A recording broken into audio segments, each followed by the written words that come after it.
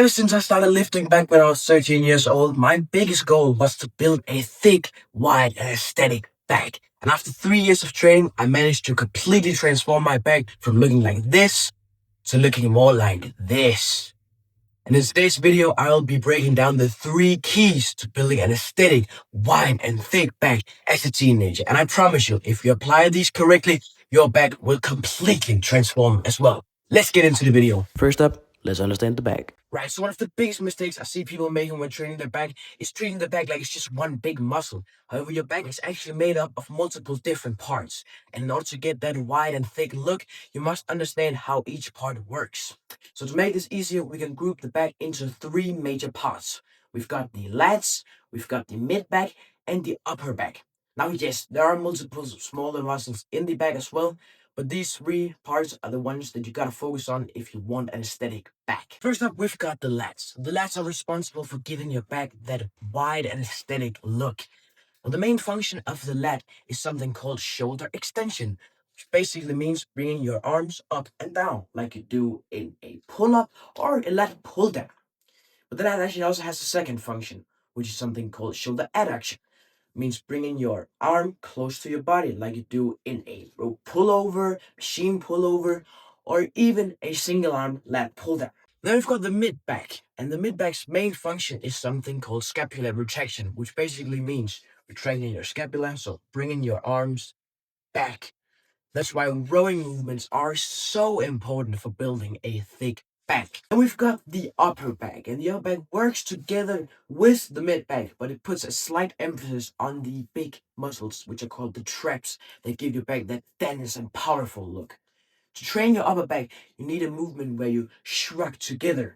So you're pinching your shoulder blades together with your traps, right? Like you do in a high row or even a low row. So now that you know how the back actually works, let's talk a little bit about which exercise you should do to grow that wide and thick back that we all want. Number 2, the best exercises. Now the truth is, you don't need 15 different exercises for your back.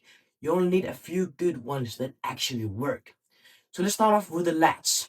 I highly recommend the good old lat pull down. Now you can use whatever grip you would like, but I recommend a wide grip lat pull down because it trains shoulder extension, as I explained previously, which is the main function of the lats. We gotta remember though that the lat also has the second function, which is shoulder adduction, bringing your arms close to your body. So if you train your back twice a week, I recommend that on day 1, you do a wide grip lat pull down, and on the second day, you include some sort of shoulder adduction movement. So it could be a single arm pull down with a cable, or even if your gym has one, a machine lat pullover, or you can just do it with a rope. Now for the mid back, it's actually a little bit more simple. You only really just need a good chest supported row. I've got this hammer strength variation at my gym. I'm so fortunate to have that. It's really good exercise. But the truth is, every single chest supported row will get the job done. Whether it's plate loaded or pin loaded, it doesn't really matter. The only thing you gotta focus on though is bringing your elbows as far back as possible so we really train that scapular retraction, which is the main function of the mid back. Right, finally for the upper back, you need some sort of high row or a low row to get the job done. However, the most important part here is not what machine you use. It's about how you train your back. It's the execution. Most people just do back workouts and never feel it in their back. What you gotta do when you're training your upper back though is to just squeeze everything together, right? Lock your body in place and just think about squeezing your shoulder blades together all the time, right? That is so important when it comes to training your upper back. So to put this into perspective, I want to give you an example of how a week of back training could look. So let's say you do a push-pull legs upper lower split. On your pull days, you're gonna start off with a wide grip lat pull down, followed by a chest supported row any kinds, and finish off with a machine high row, thinking about squeezing your shoulder blades together, right? Then for your upper day, you want to do a T-bar row, train a little bit of the mid back and a little bit of the upper back as well, and then you want to do some sort of single arm pull down or a lat pullover.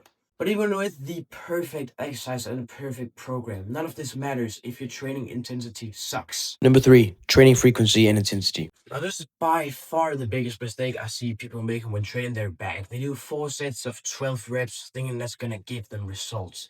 And to be honest, that was me when I first started. However, everything changed once I started going heavier, training in the 6 to 10 rep range, and actually training close to failure. That's when it really clicked for me. So here's what I recommend. For all your back movements, you want to pick a weight where you fail within the 6 to 10 rep range, somewhere in between that. Then once you have been able to hit 10 clean reps with good form, you increase the weight for the next session, right? It's simple progressive overload. Now, when it comes to training frequency, there's just only one right thing to do here, guys, and that's to train your back twice a week. Studies continue to show that it's just far more superior to only training muscles once a week, right? And it doesn't matter if you're doing a push pull leg split, an upper lower split, whatever split you're doing, just train your back twice a week. I recommend you aim for somewhere in between 10 and 15 weekly sets, assuming you're taking these sets to at least close to failure. And the final thing you gotta remember is the guys with the biggest back that you see all over social media aren't the ones who do the fancy TikTok workouts that we see so often. It's the guys who stay consistent over time, guys. It's the guys who progressively overload and get stronger over time, right? And I promise you, if you apply the things that I said in this video, your back will grow. I promise you that. So that was my full guide on how to grow a big aesthetic back as a teenager. If you enjoyed this video and if you learned something new, please consider subscribing if you haven't already. Drop a like and comment what your favorite back exercise is. Thank you all for watching, and I'll see you in the next one.